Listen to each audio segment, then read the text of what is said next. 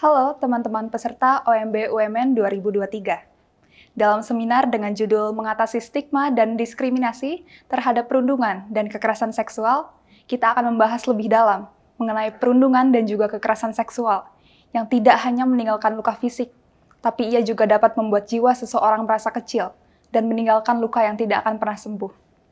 Inilah teman-teman yang dirasakan oleh para korban perundungan dan kekerasan seksual.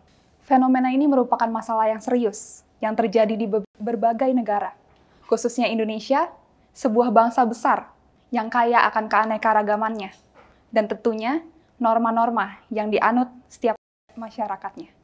Perkembangan teknologi yang kita syukuri dan banggakan karena membuat peradaban kita semakin maju, tapi di saat yang bersamaan, justru hal tersebut menjadi faktor terbesar kenaikan kasus kekerasan seksual. Berbagai platform media sosial menjadi sasaran yang tepat bagi para pelaku perundungan dan kekerasan seksual untuk melancarkan aksinya. Jika kita berbicara mengenai data, melalui Sistem Informasi Online Perlindungan Perempuan dan Anak atau Simfoni PPA, tercatat per 1 Januari hingga 11 Juli 2023, kasus kekerasan seksual sudah mencapai lebih dari 13.000 kasus. Dan korban terbanyak ada pada perempuan dengan 80,9% kasus tercatat. Teman-teman tidak salah mendengar, korban terbanyak adalah wanita. Itu artinya, korban perundungan dan kekerasan seksual tidak hanya terjadi pada wanita, tapi juga pria. Data dari Simfoni PPA mencatat bahwa terdapat 19,5% laki-laki yang juga menjadi korban kekerasan seksual. Angka-angka tadi yang saya sebutkan merupakan kasus tercatat. Teman-teman dapat membayangkan bagaimana di luar sana terdapat begitu banyak korban kekerasan seksual. Hal ini bukan hanya terjadi karena pihak-pihak berwajib yang belum menemukan korban saja, tetapi faktor terbesar justru datang dari dalam diri korban itu sendiri. Ketakutan korban untuk menguatkan dirinya sendiri diperkuat karena adanya stigma dan diskriminasi dari masyarakat. Berbagai norma yang telah dianut oleh halayak ramai membuat korban memilih untuk memendam rapat-rapat potret-potret kejadian yang telah mereka alami. Hanya karena takut pada stigma dan diskriminasi yang akan mereka terima. Begitu banyaknya dampak yang terjadi, tetapi hanya sedikit hal yang bisa dilakukan oleh korban perundungan dan juga kekerasan seksual. Kesendirian yang dirasakan oleh korban dapat memperburuk kondisinya dan memperlambat proses pemulihan dirinya. Maka dari itu, teman-teman peserta OMB UMN 2023, sebagai generasi penerus bangsa, disinilah hal yang harus kita kritisi dan kita selami lebih dalam, adalah bahwa kasus kekerasan seksual diibaratkan layaknya seperti gunung es, yang hanya muncul sedikit ke permukaan, tapi jika diselami lebih dalam, hal ini ukurannya jauh lebih besar. Untuk itu, saya Katarina Ivanka, atau yang biasa teman-teman sapa Kat, dari jurusan Jurnalistik Angkatan 2021. Saya dari Divisi Kampana atau Divisi Acara OMB UMN 2023. Dalam seminar ini, mari kita sambut Mbak Yosefin Dian Indraswari, selaku Direktur Eksekutif Yayasan Pulih. Silahkan, Mbak. Mbak Dian, apa kabar? Baik. Ya, silahkan duduk ya. Baik, Mbak. Jadi pada seminar dengan judul Mengatasi Stigma dan Diskriminasi terhadap Perundungan dan Kekerasan Seksual ini, kita bersama Mbak Dian, selaku Direktur Eksekutif Yayasan Pulih yang juga sudah memiliki surat rekomendasi izin praktik atau SRIP ya Mbak, untuk praktek psikologi sejak 1998, dan kita di sini khususnya untuk teman-teman peserta OMB UMN 2023 sebagai generasi penerus bangsa nih Mbak. Kita bersama akan menyelami lebih dalam mengenai apa itu perundungan dan kekerasan seksual, cara mengatasi dan faktor-faktor penyebab perundungan dan kekerasan seksual, supaya kita berharap bahwa apa yang kita dengar dari Mbak Dian itu bisa teman-teman pahami dan pada akhirnya bisa mengubah persepsi atau pandangan teman-teman peserta. Itu karena seperti namanya nih Mbak, Universitas Multimedia Nusantara. Pasti teman-teman datang dari berbagai penjuru Nusantara yang tentunya memiliki norma dan paradigma yang sudah ditanam dan ditumbuhkan sejak mereka kecil. Sehingga persepsi dan paradigma yang mereka anut juga berbeda-beda dalam menghadapi kasus perundungan dan kekerasan seksual. Oke Mbak, jadi fenomena perundungan dan kekerasan seksual itu kan bisa terjadi secara sadar maupun tidak sadar. Dan bahkan banyak dari antara kita yang jika mengingat-ingat kejadian-kejadian masa lampau, kita baru menyadari bahwa, oh kayaknya ternyata hal yang kita alami di masa lampau itu termasuk salah satu kategori perundungan dan kekerasan seksual. Nah maka dari itu, apa saja sih Mbak jenis-jenis perundungan dan kekerasan seksual dan apa indikator yang menjadi penanda? Lalu juga boleh dijelaskan hal-hal dari mulai hal besar yang terlihat sampai hal terkecil gitu yang mungkin kita tidak sadari. Selamat datang teman-teman mahasiswa baru. Selamat berproses untuk menjadi pemimpin masa depan. Selamat dari sedikit mungkin tidak mudah perjuangan untuk masuk ke UMN dan teman-teman adalah salah satu yang terpilih sebagai mahasiswa UMN. Kita akan belajar tentang apa itu perundungan dan juga tentang kekerasan seksual. Karena Kemendikbudristek sejak tahun 2021 menetapkan bahwa ada 3 dosa besar dalam satuan pendidikan, yaitu intoleransi, perundungan, dan kekerasan seksual. Indonesia menempati peringkat kelima dari 78 negara berdasarkan riset yang dilakukan PISA tahun 2018 dengan jumlah siswa atau mahasiswa yang mengalami perundungan paling banyak. Selain perundungan, kekerasan seksual menempati juga urutan yang cukup tinggi. Lembaga pendidikan adalah nomor 3 tertinggi sebagai tempat terjadinya kekerasan seksual. Maka itu teman-teman juga perlu memahami tentang apa itu perundungan dan kekerasan seksual. Perundungan di lingkup pendidikan dan sosial media, angkanya itu terus naik dari tahun ke tahun. Dan ini yang harus kita putus ya, supaya kampus sebagai lembaga pendidikan itu bebas dari berbagai bentuk kekerasan.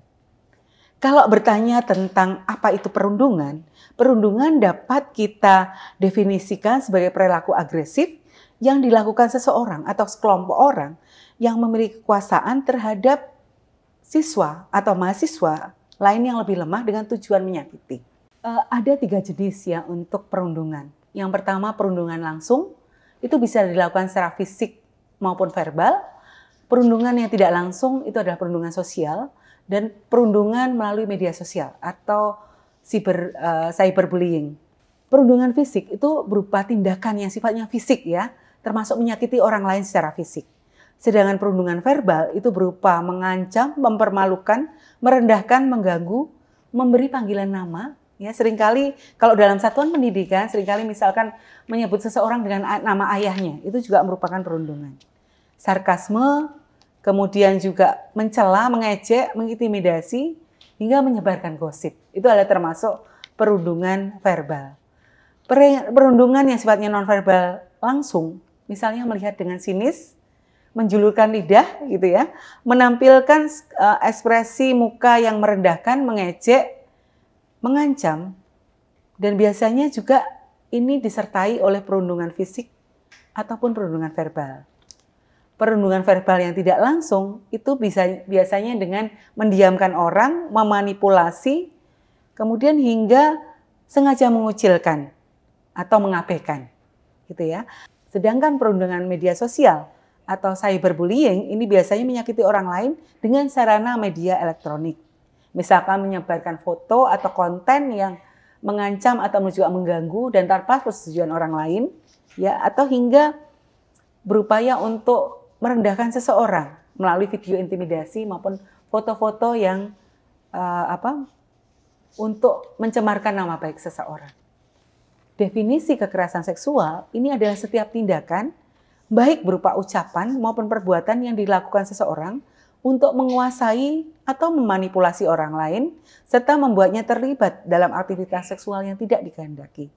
Aspek pentingnya adalah tidak adanya consent, tidak adanya persetujuan, atau adanya pemaksaan. Aspek yang lain adalah ketika seseorang berusia 18 tahun, dia masuk dalam kategori anak. Jadi 18 tahun ke bawah, itu meski hubungan dilakukan suka sama suka, itu tetap dianggap sebagai kekerasan. Karena hingga batas 18 tahun, seseorang itu belum bisa memberikan consent, persetujuan tanpa persetujuan dari orang tua atau wali. Nah, yang lainnya juga adalah individu dengan disabilitas mental. Itu juga belum bisa memberikan persetujuan. Jadi ketika dilakukan hubungan seksual, itu juga termasuk dalam kekerasan seksual. Dan yang lainnya adalah ketika seseorang juga berada dalam pengaruh obat-obatan atau minuman keras, itu juga dianggap tidak bisa memberikan persetujuan. Jadi itu juga bisa masuk dalam kategori kekerasan seksual. Kalau terjadi hubungan seksual dalam situasi salah satunya dalam kondisi pengaruh minuman keras ataupun obat-obatan. Kekerasan seksual itu ada pelecehan seksual non-fisik, pelecehan seksual fisik, pemaksaan kontrasepsi, pemaksaan sterilisasi, pemaksaan perkawinan, penyiksaan seksual, eksploitasi seksual, perbudakan seksual, dan kekerasan seksual berbasis elektronik. Yang termasuk dalam kekerasan seksual berdasarkan Permendikbudristek 30/2021 menyampaikan ujaran yang mendiskriminasi atau melecehkan tampilan fisik, kondisi tubuh, atau identitas gender korban. Memperlihatkan alat kelamin, menyampaikan ucapan yang bernada rayuan, lelucon, atau bernuansa seksual pada korban. Menatap korban dengan nuansa seksual dan membuat tidak nyaman juga termasuk kekerasan seksual. Mengirimkan pesan, lelucon, gambar, foto, audio, dan atau video meskipun dilarang korban, itu juga termasuk. Mengambil, merekam, dan mengedarkan foto dan atau rekaman audio atau visual korban tanpa persetujuan korban dan itu adalah bernada seksual juga termasuk. Mengunggah foto tubuh atau informasi pribadi yang bernada seksual pada diri korban juga termasuk. Menyebarkan informasi terkait tubuh atau pribadi korban yang bernuansa seksual tanpa persetujuan korban. Mengintip atau dengan sengaja melihat korban yang sedang melakukan kegiatan secara pribadi. Membujuk, menjanjikan, menawarkan, atau mengancam korban untuk melakukan transaksi atau kegiatan seksual yang tidak disetujui juga termasuk. Memberikan hukuman atau sanksi yang bernuansa seksual. Menyentuh, mengusap, meraba, memegang, memeluk, mencium, dan atau menggosokkan bagian tubuh pada tubuh korban tanpa persetujuan, itu juga termasuk.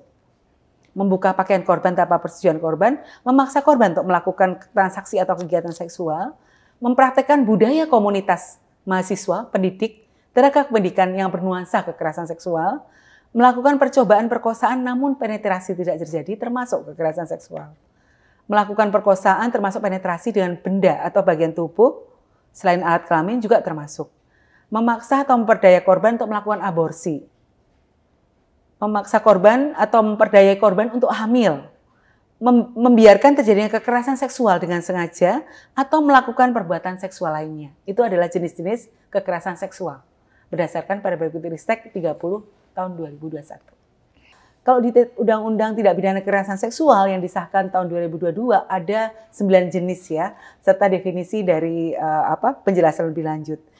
Permendikbudristek nomor 30 tahun 2021 menyebutkan ada 21 jenis kekerasan seksual. Mulai dari memandang yang mengandung hasrat, yang membuat tidak nyaman pihak yang dipandang, itu adalah kekerasan seksual. Ketika teman-teman melontarkan joke atau mungkin guyonan yang bernada seksis, atau bercandaan yang tentang tubuh seseorang, itu juga kekerasan seksual. Jadi kekerasan seksual itu bukan hanya perkosaan, tetapi juga bisa dari tindakan-tindakan sederhana yang dalam keseharian, yang kadang mungkin tidak kita sadari, tapi membuat tidak nyaman pihak lain, itu juga sebetulnya adalah kekerasan seksual. Dari jenis-jenis kekerasan seksual yang sudah Ibu paparkan tadi, dampak dari perundungan dan juga kekerasan seksual itu apa sih Bu bagi korban? Baik, dampak itu bisa berupa fisik, ya, terutama kalau kekerasan itu dilakukan secara fisik. Tapi dampak yang sering muncul adalah dampak kekerasan baik perundungan maupun kekerasan seksual adalah dampak psikologis. Jadi kalau kita bicara terutama dalam konteks kekerasan seksual, yang dilihat tidak hanya tindakannya, tetapi juga bagaimana dampak yang dialami oleh korban atau penyintas. Gitu ya. Dampak psikologis ini bisa jangka pendek, bisa juga jangka panjang. Tapi seringkali dampaknya adalah kompleks ya, yang nanti juga merugikan tidak hanya pada diri korban atau penyintas, tetapi juga merugikan secara institusi dan juga bahkan secara masyarakat maupun negara gitu. Karena terutama di kampus ini kan tempat di mana calon pemimpin menempa dirinya gitu ya. Kalau dia tumbuh dalam lingkungan yang tidak sehat, dia tumbuh dengan melalui kekerasan, maka kita tidak akan mendapatkan pemimpin yang maksimal. Tidak akan mendapatkan pertumbuhan dan juga keilmuan yang produktif dan juga maksimal. Dampak secara psikologis itu bisa juga muncul ya dari gejala fisik. Misalkan menjadi sulit tidur, sulit makan, hati selalu berdebar, merasa cemas untuk ke kampus ataupun juga bertemu orang yang mirip pelaku gitu ya. Atau juga sampai ke dampak yang lebih jangka panjang gitu. Dalam beberapa kasus kekerasan seksual maupun perundungan yang terjadi di masa anak-anak, kanak-kanak, mungkin belum terlihat dampaknya langsung.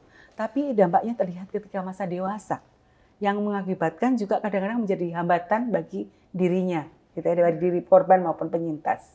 Oke, jadi dampaknya tidak hanya dirasakan secara langsung, tapi juga bisa tersimpan dan kalau misalkan kita istilahnya ke trigger gitu ya Bu, itu bisa mengingat masa-masa lalu seperti itu ya Bu. Atau disebut juga dampak tertunda. Iya, dampak tertunda, betul. Setelah kita memahami mengenai jenis-jenis lalu juga dampak, di dalam perundungan dan juga kekerasan seksual itu ada tipe-tipe reaksi korban ketika menghadapi fenomena ini, seperti deniers, adjusters, dan acceptors. Nah, itu hal yang memengaruhi korban tuh apa sih Bu, sehingga bisa memiliki cara pandang seperti itu? Apakah misalkan kematangan usia atau kematangan pola pikir, dan mungkin misalkan faktor lingkungan juga Bu? Iya, betul. Memang ada 3 reaksi ya biasanya ketika menghadapi kekerasan. Bisa dia acceptor, bisa deniers, atau adjuster. Nah, ini manusia itu adalah makhluk yang unik. Setiap orang berbeda. Termasuk berbeda dari cara dia dibesarkan, berbeda dari lingkungan mana dia berasal. Jadi, yang menentukan reaksi dari ketiga hal tadi, itu tergantung juga dari pola asuh, dari cara dia dibesarkan, dari tipe kepribadian, dan juga dari bagaimana reaksi masyarakat ataupun lingkungan di mana dia berasal. Ya, terutama kalau dalam kasus anak yang mengalami kekerasan seksual atau mengalami perundungan, pada umumnya anak itu kadang-kala, terutama kalau di usia dini begitu ya, dia belum memahami terhadap apa yang dia alami gitu. Misalnya kekerasan seksual. Tapi bagaimana reaksi orang tua, reaksi masyarakat, itu yang nanti akan mempengaruhi reaksi anak itu sendiri. Apakah dia akan menjadi acceptor atau dia deniers atau dia adjuster. Kalau misalkan tadi Mbak Dian berbicara mengenai faktor lingkungan, itu pastinya ada stigma dan diskriminasi yang muncul di antara masyarakat. Dan itu membuat keadaan korban semakin buruk tentunya. Nah, stigma dan diskriminasi semacam apa sih yang biasanya korban terima? Dan juga mengapa sih berbagai stigma ini yang melemahkan korban masih banyak ditemukan sampai sekarang? Salah satu kekasan dari kekerasan seksual adalah pada umumnya korban ini tidak menyalahkan orang lain. Korban atau penyintas justru menyalahkan dirinya sendiri. Ya. Hal ini juga yang perlu dilakukan ketika terjadi kekerasan seksual adalah meyakinkan korban atau penyintas bahwa ini adalah kesalahan pelaku, bukan kesalahan dari korban atau penyintas itu sendiri. Tapi kita hidup dalam budaya patriarki, di mana perempuan seringkali dianggap sebagai posisi yang lemah, yang bisa disalahkan. Perempuan mengalami kekerasan karena mungkin disinyalir akibat pakaiannya atau akibat perilakunya. Padahal yang salah bukan korban atau penyintas. Yang salah sekali lagi adalah pelaku. Ya. Jadi dibutuhkan dukungan, dibutuhkan tanggapan yang positif ya, dan juga keberpihakan pada korban yang dilakukan oleh kampus, oleh masyarakat, oleh keluarga ya yang ada di sekitar korban atau penyintas itu sendiri. Karena kekuatan korban untuk bangkit, untuk bisa dipulihkan, itu juga tergantung dari lingkungannya. Lingkungan yang mendukung akan mempercepat korban atau penyintas sampai pada tahap penerimaan, sampai pada dia bisa memulihkan diri. Tetapi lingkungan yang merepresi, lingkungan yang juga menyalahkan, lingkungan yang tidak memahami korban atau penyintas, itu justru akan menyebabkan keterpurukan. Oke, kalau tadi kita berbicara mengenai kita harus menguatkan juga bahwa kasus dan fenomena yang terjadi dan dialami oleh korban itu sendiri, bahwa kasus ini tuh bukan salah dirinya sendiri, tetapi salah pelaku gitu. Nah, apa benar Bu, pada dasarnya korban tuh turut bertanggung jawab atas kasus perundungan dan juga kekerasan seksual yang terjadi pada dirinya? Jika tidak, mengapa hal ini masih marak ada di masyarakat seperti itu Bu? Oke. Tadi yang saya sebutkan bahwa salah satu kekasan dari korban kekerasan adalah menyalahkan dirinya. Padahal kesalahan itu bukan pada korban atau penyintas. Gitu. Kenapa ini banyak disalahkan?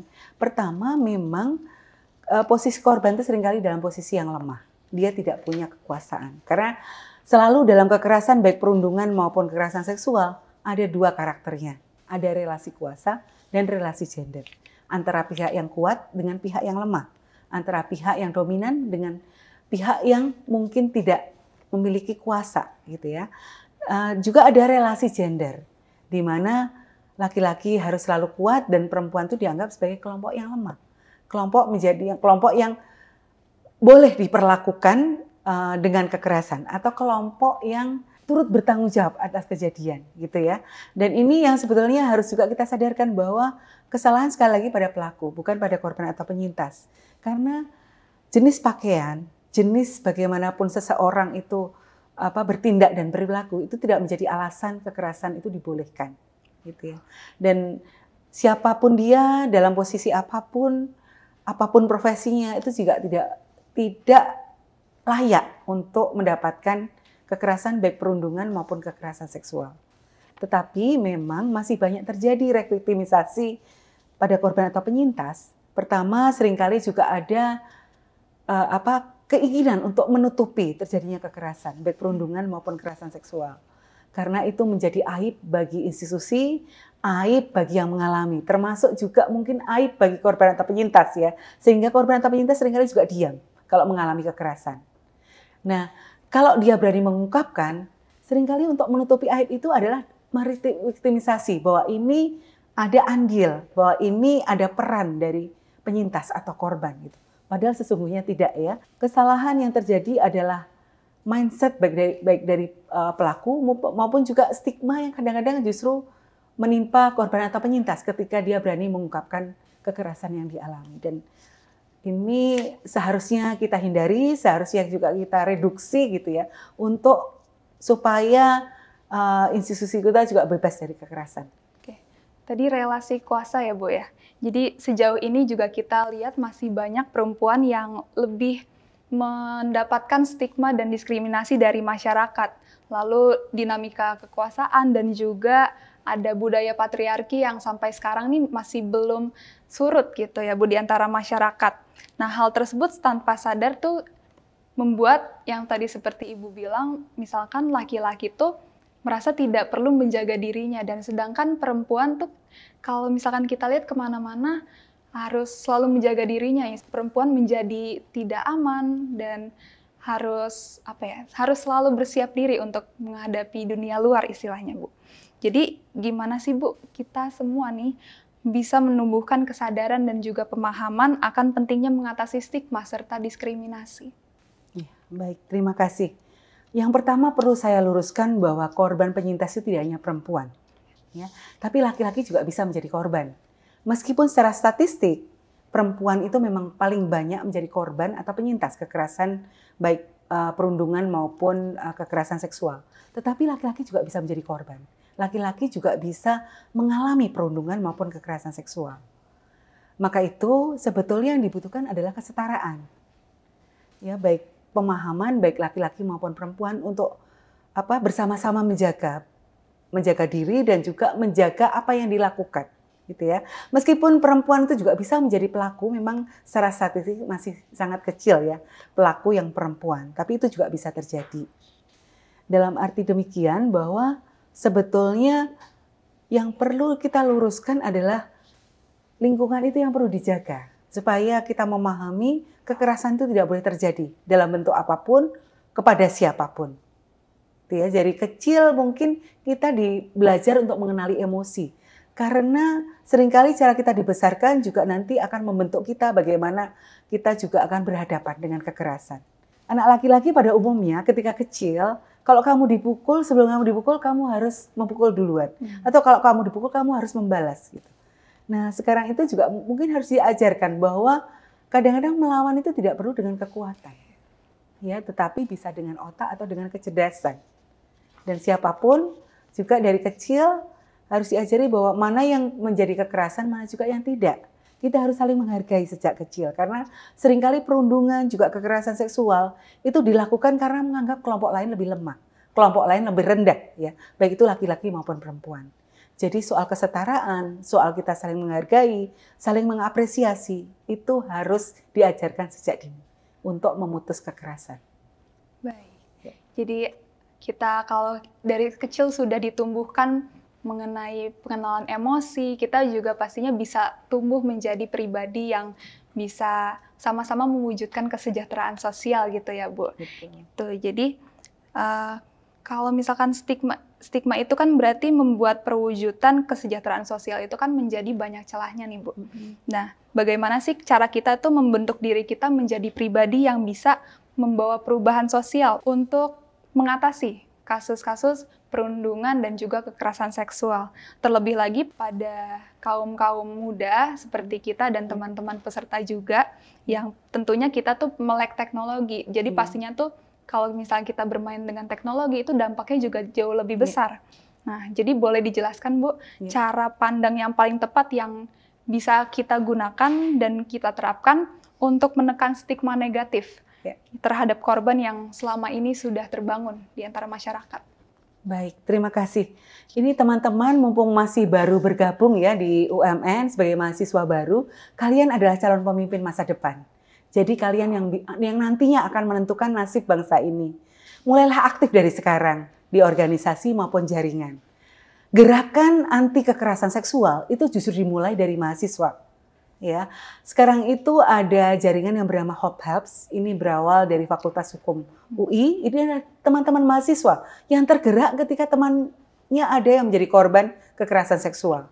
Dan gerakan ini sekarang juga mengajak juga kampus-kampus yang lain. Jadi gerakan yang cukup masif di Indonesia untuk bersama-sama memutuskan kekerasan seksual. Demikian juga dalam isu perundungan. Teman-teman bisa terlibat aktif sebagai agen perubahan, gitu ya, melalui diri sendiri maupun melalui organisasi. Bagi teman-teman yang laki-laki juga ada namanya Aliansi Laki-Laki Baru. Aliansi Laki-Laki Baru ini adalah jaringan bahwa laki-laki bisa terlibat untuk memutus kekerasan. Karena belajar dari pengalaman kami, kekerasan itu tidak bisa putus ketika kita hanya menangani penyintas atau korban. Kekerasan itu hanya bisa putus ketika semua pihak terlibat, termasuk laki-laki.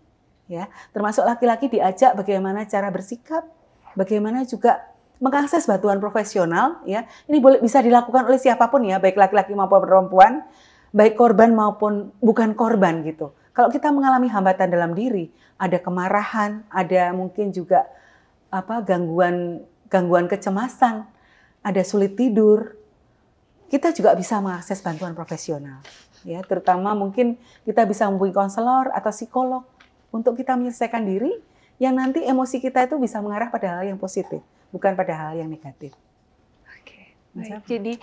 Jadi kita semua bisa menjadi agen perubahan dengan cara ikut organisasi, dan kebetulan di UMN ini banyak sekali, Bu, organisasi dan juga kepanitiaan yang bisa teman-teman ikuti dan bisa mengembangkan pribadi mereka juga. Dan seperti tadi kata Ibu bilang juga dari organisasi kita juga bisa menumbuhkan rasa kepedulian.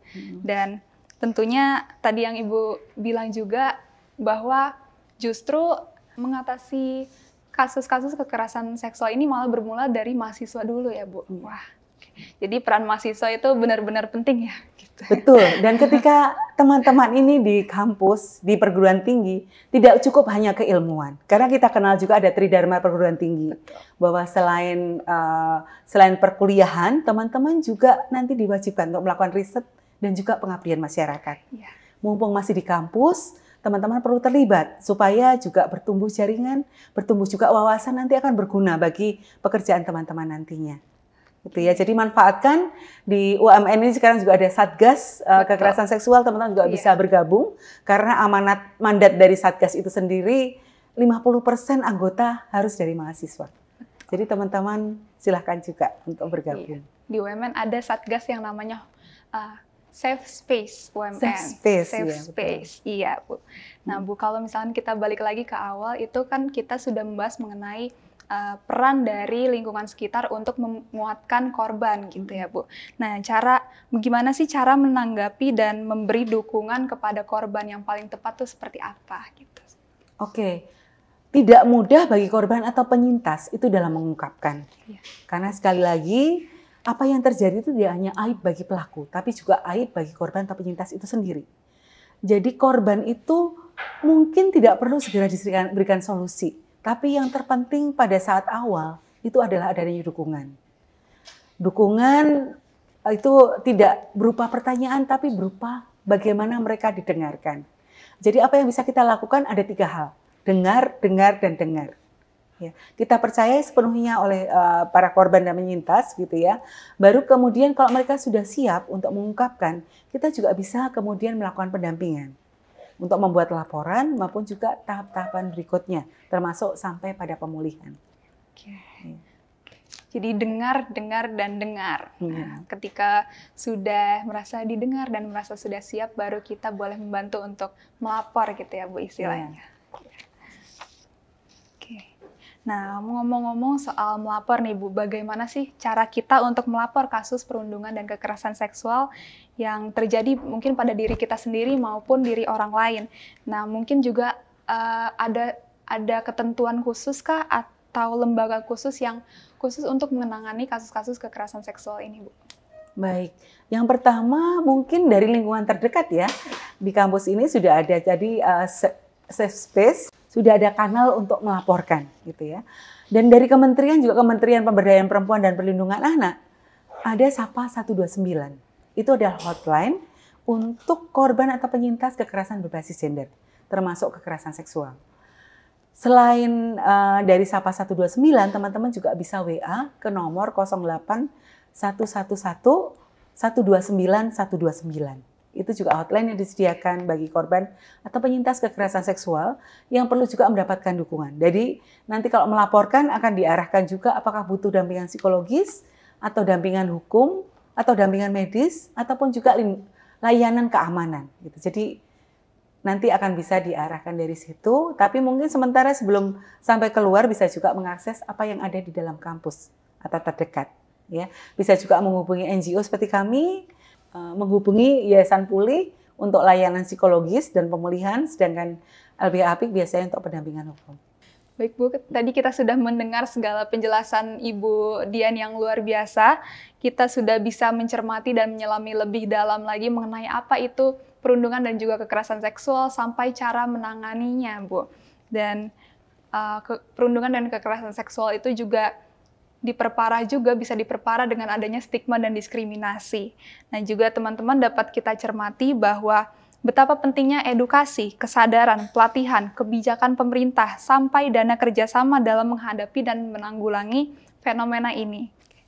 Oke, baik. Kalau gitu Bu, boleh disampaikan pesan-pesan untuk para peserta OMB UMN 2023 sebagai generasi penerus bangsa nih Bu, supaya memiliki pandangan baru dan terbuka akan isu ini. Terlebih lagi dalam mengubah persepsi dan juga paradigma terhadap korban perundungan dan kekerasan seksual. Teman-teman sekarang sudah bukan siswa lagi. Sekarang adalah mahasiswa. Mahasiswa itu artinya adalah sudah lebih daripada siswa. Jadi saat ini teman-teman adalah calon pemimpin masa depan. Teman-teman juga nanti yang akan menentukan baik diri teman-teman sendiri maupun nasib bangsa dan juga masyarakat ke depannya. Kita harus mulai dengan menghargai diri kita sendiri. Gitu ya. Dengan memulai bahwa kalau kita punya persoalan dengan diri kita, mari kita selesaikan. Termasuk kalau ada persoalan psikologis atau teman-teman pernah mendapatkan kekerasan sebelumnya. Yang kedua, teman-teman juga bisa menjadi agen yang aktif untuk membantu memutuskan rantai kekerasan, baik perundungan maupun kekerasan seksual. Bagaimana caranya? Yang pertama, selain kita juga mencintai diri, kita juga harus mencintai orang lain. Kita harus menghargai orang lain. Meskipun orang itu lebih lemah, meskipun orang itu lebih tidak berdaya, meskipun orang itu mungkin kita anggap tidak bisa apa-apa. Caranya adalah dengan kita tidak melakukan perundungan dalam bentuk apapun, ya, baik dari ucapan, bahkan dari mulai tatapan, begitu ya, sampai ke hal-hal yang bersifat menyakitkan. Jadi kita harus berhenti, dan kalau kita juga menjadi bystander, kita melihat ada orang lain yang melakukan kekerasan, kita harus aktif mencegah, kita harus menyadarkan orang supaya tidak melakukan itu demikian, dan juga kita membantu dan mendampingi korban atau penyintas. Termasuk ketika korban atau penyintas perlu teman untuk melaporkan. Teman-teman juga bisa membantu untuk menguatkan dan juga mendampingi korban atau penyintas. Kemudian juga yang terakhir ada 4 layanan terkait dengan kekerasan. Yang pertama adalah layanan medis. Kalau ada kekerasan baik perundungan maupun kekerasan seksual yang sifatnya fisik. Kemudian layanan psikologis jika kekerasan itu bersifat verbal atau juga menyerang secara psikologis. Atau juga dampak fisik yang berakibat pada psikologis. Ada layanan juga hukum jika diperlukan, ya. Kemudian yang terakhir adalah layanan keamanan. Jadi teman-teman bisa merefer, bisa merujuk juga ke layanan tersebut jika memang dibutuhkan. Kampus bisa membantu, demikian juga di unit-unit layanan di Pusat Perlindungan Perempuan dan Anak, PPPPA, itu ada di semua provinsi, ada yang terdekat, itu teman-teman juga bisa melaporkan pada unit tersebut untuk mendapatkan layanan yang dibutuhkan. Seandainya dari kampus belum ada ataupun mungkin belum tersedia di dalam kampusnya. Terima kasih. Baik, Ibu. Sangat luar biasa pemaparan Ibu. Semoga apa yang sudah disampaikan oleh Mbak Dian bisa teman-teman peserta terapkan yang hal-hal yang baiknya dan juga bisa memutuskan rantai perundungan dan juga kekerasan seksual. Kalau begitu, terima kasih banyak Ibu atas pemaparannya. Ya. Sampai jumpa kembali, Ibu. Jumpa. Terima kasih. Oke, baik, itulah teman-teman. Kasus perundungan dan kekerasan seksual itu tidak hanya yang dapat kita lihat saja atau secara fisik, tetapi juga dapat memengaruhi psikologis atau hal-hal yang tidak terlihat. Maka dari itu teman-teman semua, kita harus lebih menghargai dan peka terhadap orang-orang di sekitar kita. Jika di sekitar kita terdapat korban, kita juga harus menguatkan korban bahwa kasus-kasus yang telah mereka alami bukanlah salah diri mereka sendiri, melainkan salah korban. Jadi kita sebagai orang-orang terdekatnya harus juga menjadi agen perubahan bagi sesama, supaya kita ke depannya dapat membawa perubahan itu lebih luas lagi. Pesan dari saya untuk teman-teman peserta OMB UMN 2023, fenomena perundungan dan kekerasan seksual yang diperparah dengan adanya stigma serta diskriminasi, membuat kita harus lebih menjunjung tinggi harkat dan martabat sesama, dengan menanamkan apa yang sudah kita bahas tadi di dalam diri. Dan bersama-sama, kita mewujudkan kesejahteraan sosial.